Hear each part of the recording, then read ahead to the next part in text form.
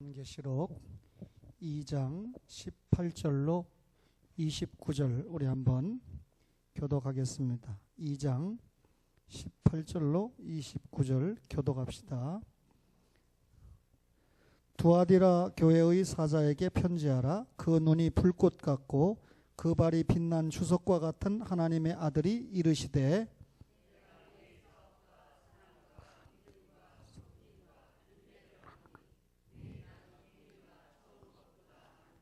그러나 내게 책망할 일이 있노라. 자칭 선지자라는 여자 이세벨을 내가 용납함이니 그가 내 종들을 가르쳐 꾀어 행음하게 하고 우상의 제물을 먹게 하는도다.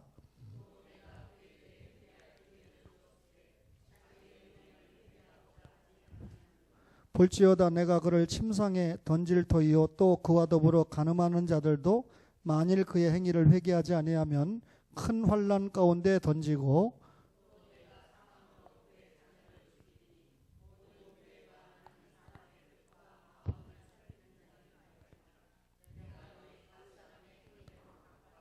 두아디라에 남아 있어 이 교훈을 받지 아니하고 소위 사탄의 깊은 것을 알지 못하는 너희에게 말하노니 다른 짐으로 너희에게 지울 것은 없노라. 이기는 자와 끝까지 내 일을 지키는 그에게 만국을 다스리는 권세를 주리니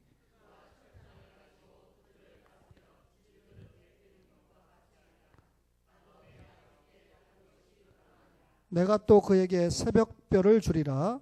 귀 있는 자는 성령이 교회들에게 하시는 말씀을 들을지어다. 아멘.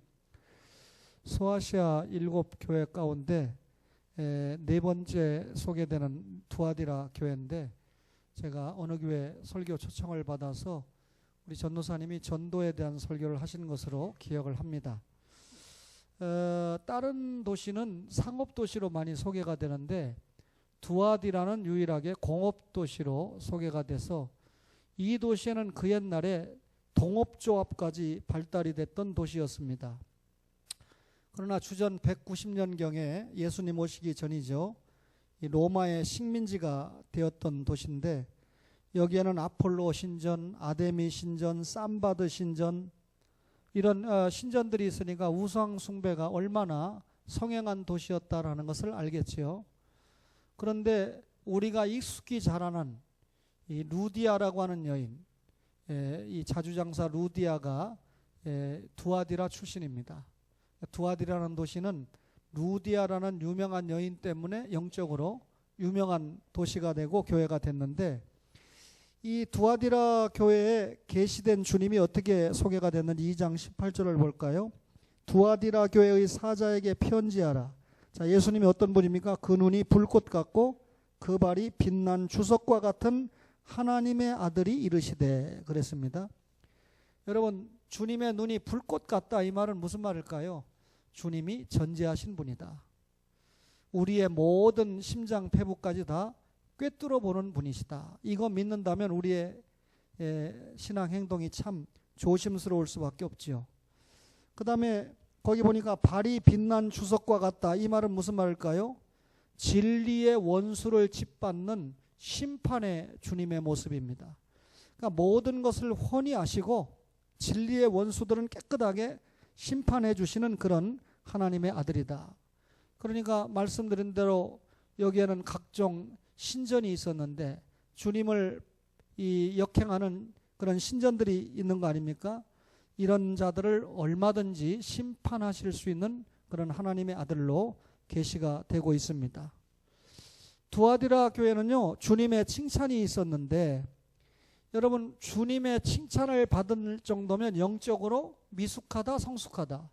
영적으로 성숙한 교회니까 주님의 칭찬을 받을 수 있겠죠.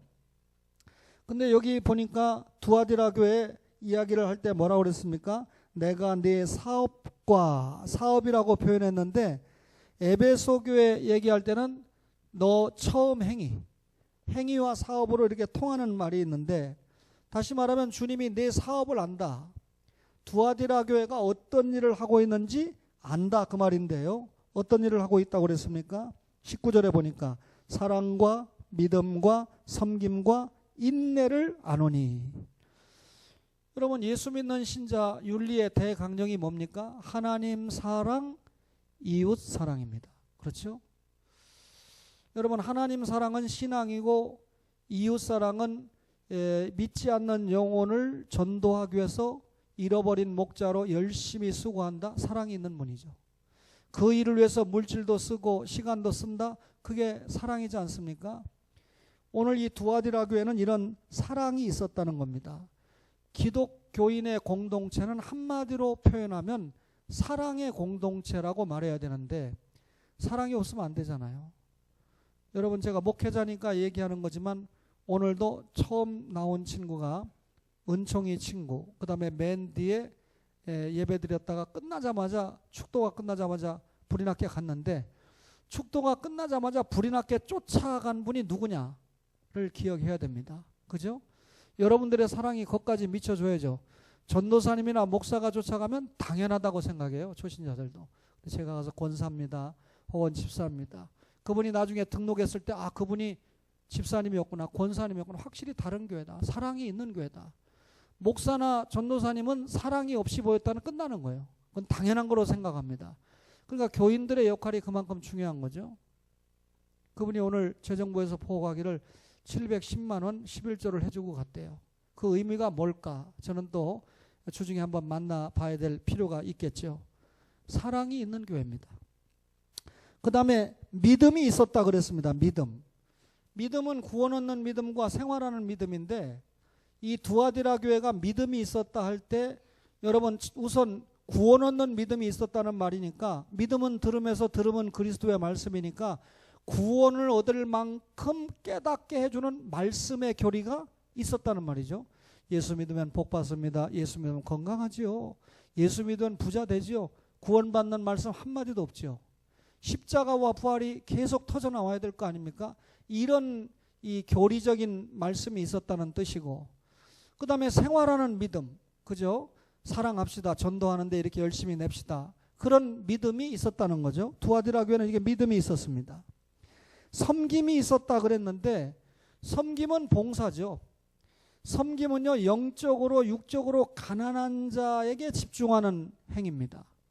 영적으로 가난한 자는 예수 믿게 혹은 믿음이 성장하게 도와주는 게 섬김입니다. 교회 안에 들어왔는데 실제로 나의 사랑이 필요한 사람을 돌아보고, 병든 자를 돌아보고, 또 가난한 자에게 밥 한 끼 대접하고, 이런 것들도 일종의 섬김이라고 말할 수 있죠. 따라서 이 교회는 섬김이 있었다는 겁니다. 뿐만 아니라 인내가 있었다 그랬는데, 선을 행하고자 하는 신자들에게는 낙심할 일들이 참 많습니다. 여러분, 돌이켜보면 사랑을 많이 전했는데 사랑이 돌아오지 않고 화살이 돌아오는 이상한 일을 제가 많이 경험을 했습니다. 그래도 낙심하지 않고 주님 앞에 올바르게 가면 끝은 주님께서 해결을 하신다라고 하는 게 저의 확실한 체험이고 확실한 믿음이죠. 인내가 있었어요. 오늘 성경에 보니까 다 읽지 않았지만 18절 마지막에 보세요. 내 나중 행위가 처음 것보다 많도다. 교회의 처음보다 시간이 가면서 점점 교인들의 영적 수준이 어떻게 했다가요? 두아디라 교회가 높아졌다. 다시 말하면 신앙이 제자리 걸음하거나 퇴보하는 것이 아니라 신앙의 진보가 있었다. 그 말이죠. 여러분, 두아디라 교회는 사랑이 식지 않았고 그 사랑을 가지고 하는 사업이 결국은 처음보다 더 많아졌다. 선교하는 분량도 많아지고 구제하는 분량도 많아지고 기도하는 분량도 많아지고 영적으로 그렇게 해석을 할 수 있습니다. 이렇게 주님의 칭찬이 있었던 교회가 두아디라 교회다. 그런데 서머나나 빌라델피아 교회와 달리 이 칭찬이 있었지만 책망도 있었습니다.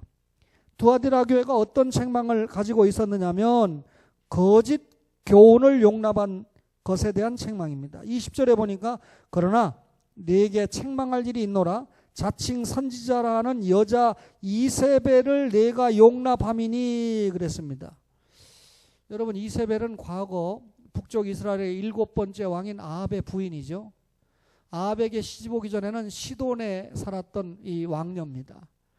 왕의 딸이죠. 그런데 여기에 이세벨을 언급한 것은 두아디라 시대 때는 이세벨이 죽은 지 오래됐습니다. 그런데 여자 이세벨을 용납했다 이 말은 구약의 악한 이세벨과 같이 우상 숭배하고 이스라엘을 행음하게 했던 그런 여자가 있다는 말이죠. 그런 여자를 용납했다는 말입니다. 구약 성경에서 이세벨 그러면 가장 악한 여자의 모델로 소개가 되고 있습니다. 개인적으로 굉장한 불행한 일이죠. 그런데 여러분, 이 두아디라 교회에 이세벨과 같은 처신을 하는 여인이 있었다는 말입니다. 그러면 교회가 어떻게 됩니까? 강력하게 배척을 하고 배격을 해야 되는데 그렇게 하지 못하고 이세벨주의를 용납했다는 겁니다. 이세벨과 같은 행동을 하는 여자는 자신의 말이나 행동을 하나님의 계시인 것처럼 말합니다. 그래가지고 기도 좀 한다고 하는 사람이 내가 하나님의 계시를 받았는데 하나님께서 나에게 어떻게 했는데 이렇게 하고 사기치고 공갈하고 그렇게 하지요. 과거에 영적인 지식이 부족했던 한국 교인들이 너무나 많이 이런 일에 넘어갔습니다. 그 다음에 여러분 이 두아디라 교회는 동업조합이 있다고 그랬는데 공업이 발달한 이 도시에 동업조합에 가입을 하지 않으면 생계 위협을 받는 일은 아주 당연한 일이었습니다. 그런데 이 조합에 가입을 하면 우상 제물을 먹어야 되죠. 또 이 실제로 이 우상 숭배할 수 있는 기회를 자꾸 접하게 되니까 신앙적으로 얼마나 어려웠는지 모릅니다. 당시 우상 숭배를 거절한다든지 혹은 황제 숭배를 거절하면 소위 쉬운 말로 왕따, 이 기독교 신자로서 신앙을 지키며 살아갈 때 당시 이 사회에서는 이 외롭게 살아갈 수밖에 없는 생활의 곤란함을 받을 수밖에 없는 그런 처지였습니다. 오늘날도 이 교회 생활을 하면서 이중 생활을 하는 육신에 속한 성도들의 모습을 보면 목사님 말씀대로 살면 못 살아요. 사회 적응을 못해요. 왕따 당해요. 제가 요즘 무슨 그 악한 사장의 그 모습을 보면서 그 젊은 친구가 이제서 고소를 하고 그랬다 그러는데 그때 두들겨 맞았을 때 좀 이렇게 폭발을 했으면 좀 더 일찍 쟁점이 되지 않았을까. 그 친구가 늦게 터뜨리는 바람에 다른 많은 사람들이 이 능멸을 당하고 어려움을 당했던 일을 통과하지 않았을까. 여러분, 두아디라 교회는 회개할 기회를 주었으나 회개하지 않았다 그랬어요. 21절에 보니까 또 내가 그에게 회개할 기회를 주었을 때 자기의 음행을 회개하고자 하지 아니하는도다. 여러분, 거짓 교훈을 용납한 것보다 더 위험한 죄가 회개하지 않는 겁니다. 여러분과 저가요 넘어질 수 있어요. 자빠질 수 있습니다. 그런데 회개하지 않는 것이 문제라는 거죠. 2장 21절에 회개하지 아니하는도다. 이 말은 지금도 회개하지 않는다는 말이죠. 그렇죠? 예. 눈 감고 주무시려고 하는 분들은 내 책임 아닙니다. 박연섭 집사님 책임이죠. 그렇죠? 예. 저도 오늘 보니까 너무 맛있어가지고 조금 더 떠다 먹었습니다. 여러분, 회개하지 않는 것이 문제다. 하나님께서 우리에게 회개할 기회를 주시거든요. 손에 이 그릇에 손을 넣는 자가 그다. 가룟 유다에게 회개할 기회를 주신 겁니다. 가룟 유다에게 저놈이 나를 팔아먹을 놈이다 이렇게 얘기 안 하고 지금 나와 함께 손을 놓고 있는 그 자가 나를 팔자다. 그러면 그런 소리를 듣자마자 아이쿠 주님이 나를 다 아시는구나. 나의 이 악행을 다 아는 거라고 당장 회개해야 되는데 회개할 기회조차 놓쳤던 거죠. 회개를 하지 않는 사람들은요 회개할 기회를 못 본 척합니다. 그리고 회개하는 사람을 멸시합니다. 그리고 더 큰 위험에 빠뜨리게 합니다. CTS 방송국에서 저에게 신사참배 반대 회개 대담에 나오라고 그래서 제가 적임자가 양양모 목사님이라고 소개를 했어요. 순교자 책도 썼고 후손이니까. 근데 지난 토요일 날 광화문에서 1천만 회개 기도운동 본부장이 소강성 목사고 윤지환 감독인데 감리교는 감독이라고 그러잖아요. 거기에 불려가서 순교자 추섭회를 받았어요. 자기 할아버지 추섭회 3명을 뽑았는데 주기철 목사님하고 양용근 목사님하고 또 누구 하나 3명을 뽑았는데 인제 소개된 양용근 목사님이 3대 순교자에 들어갈 정도라 그러면 굉장히 된 거죠. 제가 추천할 때 오해하지 마세요, 여러분. 대한민국의 순교자 중에는 학벌이 제일 좋은 순교자다. 학벌이 좋다는 건 순교 안 할 확률이 크거든요. 그 학벌 가지고 잘 먹고 잘 살고 가족을 먹여 살려야 되니까. 그런데 순교자의 길을 갔다라고 하는 거, 그 다음에 작은 교회로만 부임하려고 했다는 거 몇 가지만 소개하니까 딱 들어보니까 맞거든요. 그래서 양형근 목사님을, 양향모 목사님을 초대해서 이거 좀 이 녹화를 해서 그분한테 보내줘야 돼요. 소개는 내가 해서 상금도 받았는데 테니스 대회를 가면서 열댓 명 목사들을 전부 커피를 한 잔 쏘더라고요. 나 5,100원짜리 커피 얻어먹어. 천안 삼거리 6에서 왜 이렇게 비싼지. 그거 내가 갔다 와가지고 절대 그런 짓 하면 안 된다. 그런 돈 아껴가지고 아들 학비나 도와줘라. 목사들 커피 5,100원짜리 4,800원짜리 뭐 하게. 근데 양 목사님은 자꾸 사람들이 격려하니까 대접을 좀 해야 되는데 밥 먹을 시간 아니까 커피를 좀 쏘고 이렇게 이야기를 했어요. 그래서 내가 갔다 와서 쏠라면 나한테만 쏘던지. 오해하지 마세요. 그래 놓고서 이분이 마이크를 줘서 얘기를 하는데 각본을 줬다는 거예요. 신사참배에 대해서 어쩌고저쩌고 하는데 싹 무시해버리고, 신사참배 회개하는 것이 너무 중요하지만 오늘의 한국교회를 볼 때 목회자들이 하나님의 말씀을 펴놓고 하나님의 말씀은 전하지 않고 딴 말을 하는 거 회개해야 된다. 하나님의 말씀이 없는 시대인 걸 회개해야 된다. 이렇게 얘기해서 그게 CTS 방송국 그대로 전파를 탔어요.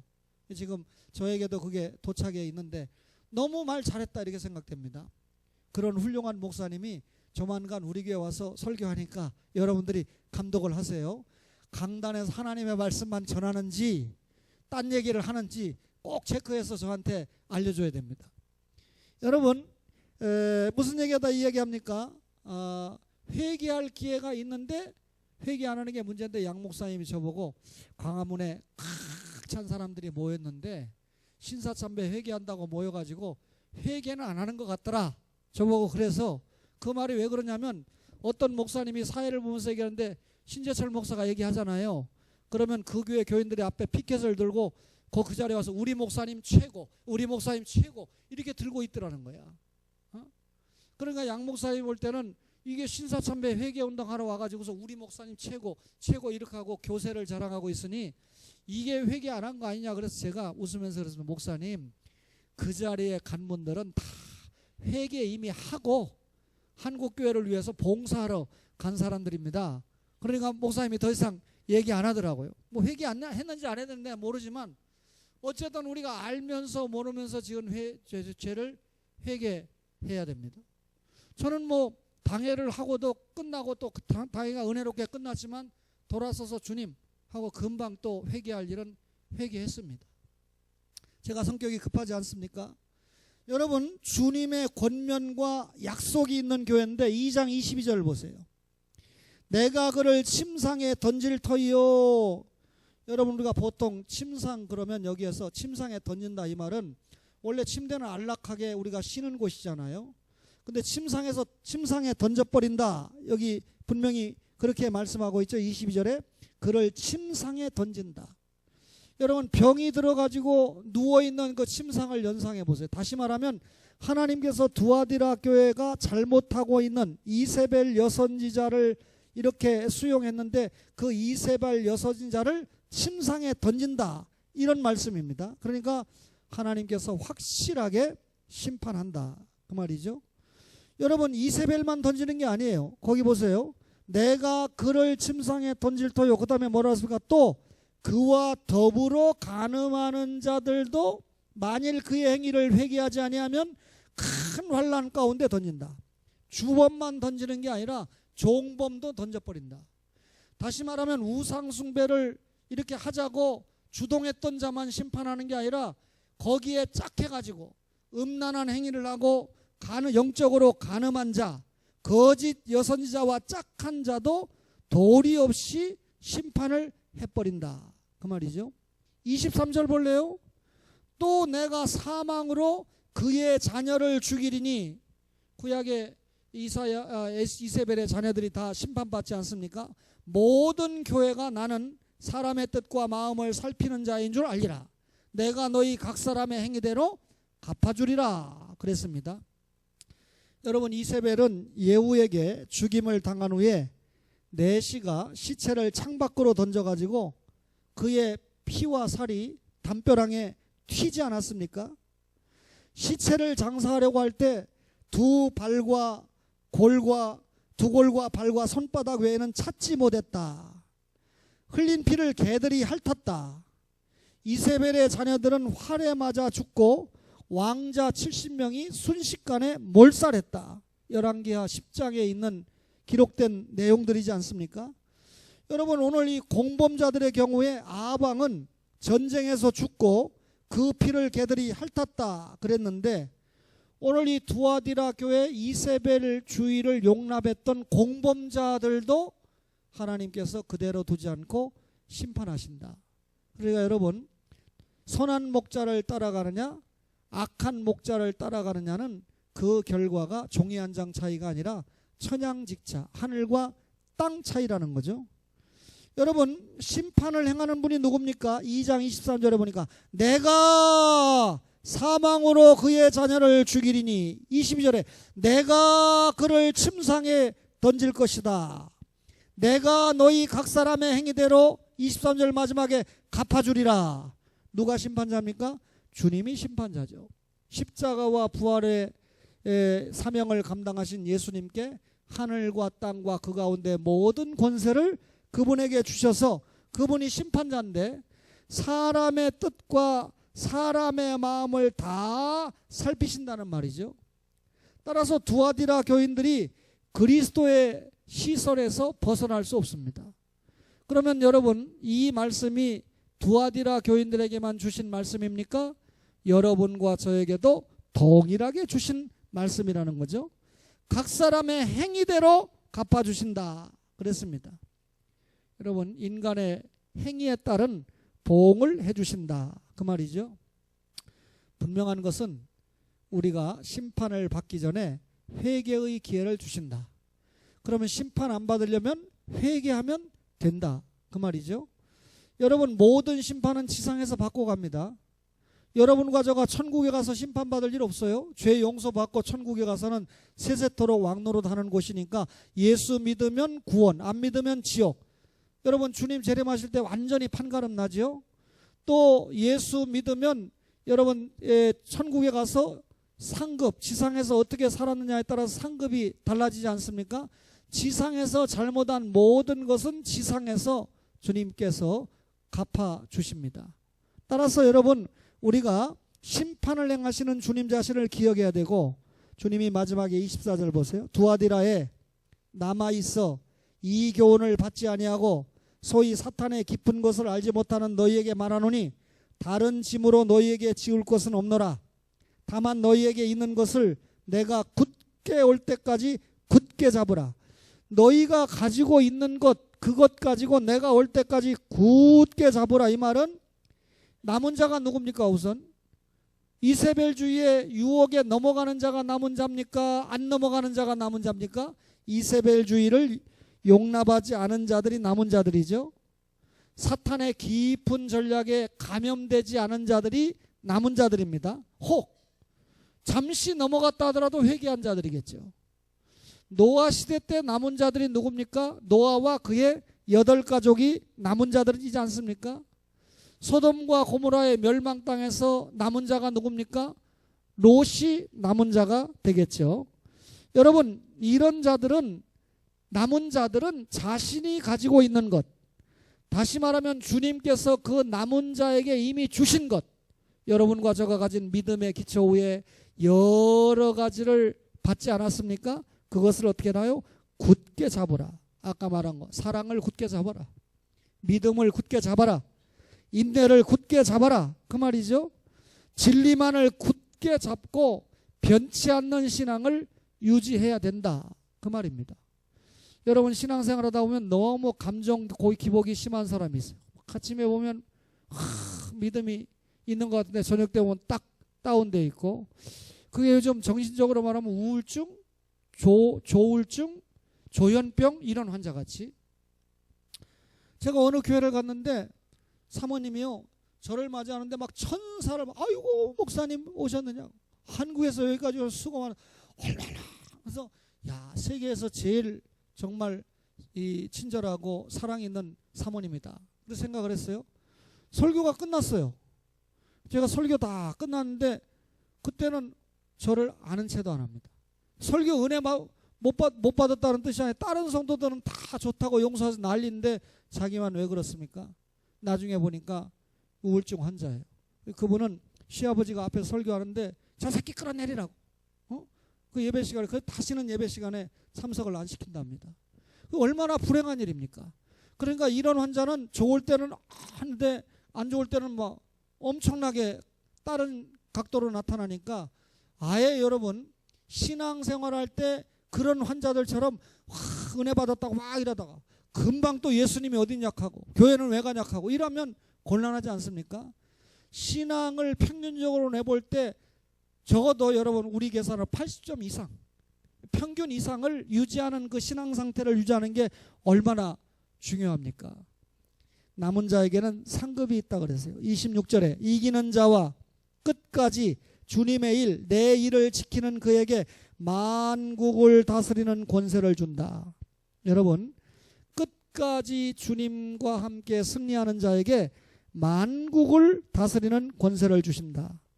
여러분, 예수 믿는 신자의 승리는 사탄과의 전쟁에서 승리하는 일인데, 우리가 사탄과의 전쟁에서 늘 승리하는 삶을 보장해 주신다, 그 말이고요. 두 번째 상급은 내 일이라고 그랬잖아요. 거기 보니까 여러분, 내 일, 이기는 자와 끝까지 내 일을 지키는 그에게 만국을 다스리는 권세를 주리니 그가 철장을 가지고 그들을 다스려 질그릇 깨뜨리는 것과 같이 하리라. 철장 권세를 준다, 그 말이죠. 이게 무슨 말입니까?